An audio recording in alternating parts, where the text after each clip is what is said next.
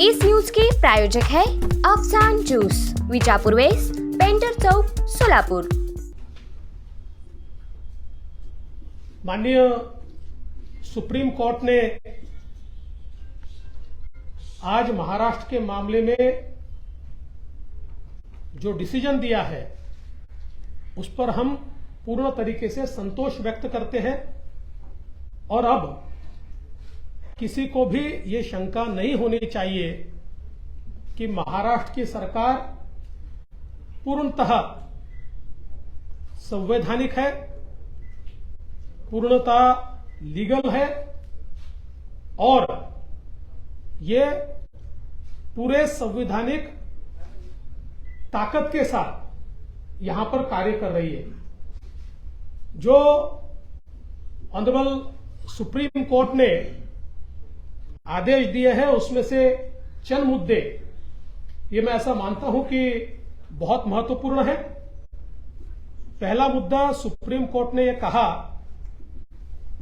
कि स्टेटस को एंटेन नहीं किया जा सकता, उद्धव ठाकरे इन्हें वापस मुख्यमंत्री नहीं बनाया जा सकता।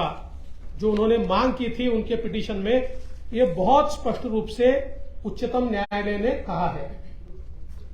दूसरा, उच्चतम न्यायालय ने कहा है कि डिस्क्वालिफिकेशन पिटीशन का फैसला ये स्पीकर करेंगे, ये फैसला सुप्रीम कोर्ट नहीं करेगा।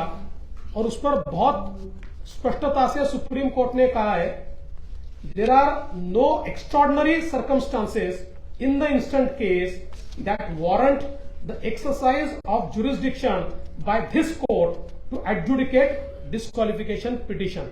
There are no extraordinary circumstances, ऐसा कहा है। The speaker must decide disqualification petition.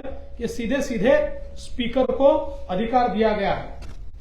उसके साथ साथ जो विधायक जिनके खिलाफ डिस्क्वालिफिकेशन की पिटीशन दाखिल की गई है, उनके right to participate in the assembly या उनके कोई भी संवैधानिक अधिकार या उनका जो अधिकार है एक जनप्रतिनिधि के रूप में, यह सारा का सारा कंटिन्यू होगा। इसमें डिस्क्वालिफिकेशन पिटीशन से कोई बाधा नहीं आएगी, ऐसा भी बहुत स्पष्ट रूप से इस ऑर्डर में कहा गया है। इसके साथ साथ एक और बहुत महत्वपूर्ण चीज है जो इस ऑर्डर में कही गई है कि इलेक्शन कमीशन का जो अधिकार है, उस अधिकार को बहुत स्पष्ट रूप से कहा गया है कि वो अधिकार distinct and different from the proceedings of disqualification in front of speaker. इसका मतलब यह है कि स्पीकर के सामने जो भी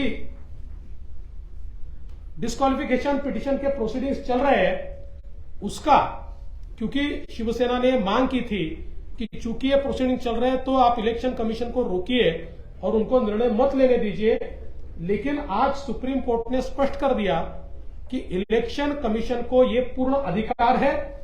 तो एक प्रकार से इलेक्शन कमीशन ने जो निर्णय श्री शिंदे जी के नेतृत्व में शिवसेना और सिंबल का किया है उसमें कोई बाधा नहीं है और वो पूरा अधिकार इलेक्शन कमीशन का है, ये स्पष्ट रूप से इसमें कहा है।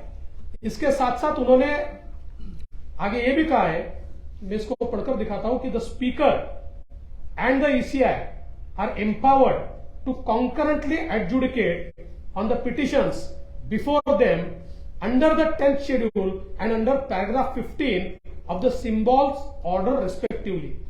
While adjudicating petitions under paragraph 15 of the symbols order, the ECI may apply a test that is best suited to the fact and circumstances of the case before it. इसका मतलब ये दोनों को बिल्कुल अलग कर दिया है। फैक्ट्स एंड सर्कमस्टांसेस पे वो निर्णय ले सकते हैं, उन्होंने निर्णय ले लिया है। अंतिम निर्णय जो भी वो लेंगे वो आपके सामने है। इसलिए मुझे ऐसा लगता है कि इस बारे में भी किसी के मन में अब कोई शंका नहीं होनी चाहिए। इसके साथ साथ स्पीकर को भी यह अधिकार दिया गया है कि 10th शेड्यूल के मायने रखते हुए पॉलिटिकल पार्टी कौन सी है इसका प्राइमा फेसी डिसीजन स्पीकर करेंगे। और बहुत स्पष्ट रूप से कहा है the speaker would prima facie determine who the political party is for the purpose of adjudicating disqualification petitions under paragraph 2(1) of the 10th schedule where 2 or more factions claim to be that political party। तो speaker साहब को भी अब यह अधिकार है कि दो गुटों में से पॉलिटिकल पार्टी ये कौन सी है, ये स्पीकर साहब प्राइमा फेसी पहले वो डिसाइड करेंगे, उसके बाद फिर ये डिस्क्वालिफिकेशन पिटीशंस के ऊपर आगे में डिसीजन होगा। इसके साथ साथ एक और चीज बहुत स्पष्ट रूप से सुप्रीम कोर्ट ने कही है, the governor was justified in inviting mister Shinde to form the government.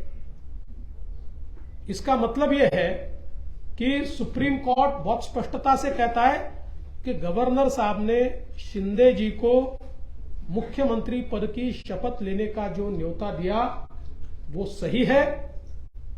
इसका ही मतलब यह होता है कि शिंदे जी के नेतृत्व में जो सरकार तैयार हुई है वो लेजिटिमेट है, वो कॉन्स्टिट्यूशनल है। और इसलिए हम सुप्रीम कोर्ट का आभार व्यक्त करते हैं। जो लोग ये कहते थे कि ये सरकार संवैधानिक नहीं है, उनको इसका जवाब मिल गया होगा, बशर्ते वो अगर सुप्रीम कोर्ट को मानते हो तो। क्योंकि कई बार सुप्रीम कोर्ट पर भी वो प्रश्न चिन्ह लगाते हैं, तो अगर देश के संविधान को और सुप्रीम कोर्ट को अगर वो मानते होंगे तो आज उनको इस बात का जवाब पूर्ण तरीके से मिल गया कि श्री एकनाथ शिंदे जी के नेतृत्व की सरकार ही संवैधानिक है, पूरे तरीके से लेजिटिमेट और लीगल सरकार ये है। आज उद्धव ठाकरे जी नीतीश कुमार जी के साथ एक पत्रकार वार्ता साझा कर रहे थे और उस वार्ता में उन्होंने ये कहा कि मैंने नैतिकता के आधार पर इस्तीफा दिया था। नैतिकता की बात करना उद्धव ठाकरे जी को शोभा नहीं देता, क्योंकि मैं उनको सवाल पूछना चाहता हूं कि बीजेपी के साथ चुनकर आए और मुख्यमंत्री की कुर्सी के लिए कांग्रेस एनसीपी के साथ आप गए, उस समय इस नैतिकता को कौन से डिब्बे में आपने बंद किया था, इसका जवाब आप दीजिए। मूल रूप से उद्धव जी आपने नैतिकता के आधार पर इस्तीफा नहीं दिया था, आपने डर के कारण इस्तीफा दिया था, क्योंकि आप जानते थे कि आपके लोग आपको छोड़कर चले गए हैं, आप विश्वास मत प्रस्ताव नहीं जीतेंगे और एक प्रकार से हारने के बाद शर्मसार होना, इसको टालने के लिए आपने इस्तीफा दिया था। इसलिए नैतिकता की बात मत कीजिए। उन्होंने ये भी कहा कि नैतिकता के आधार पर शिंदे जी ने इस्तीफा देना चाहिए।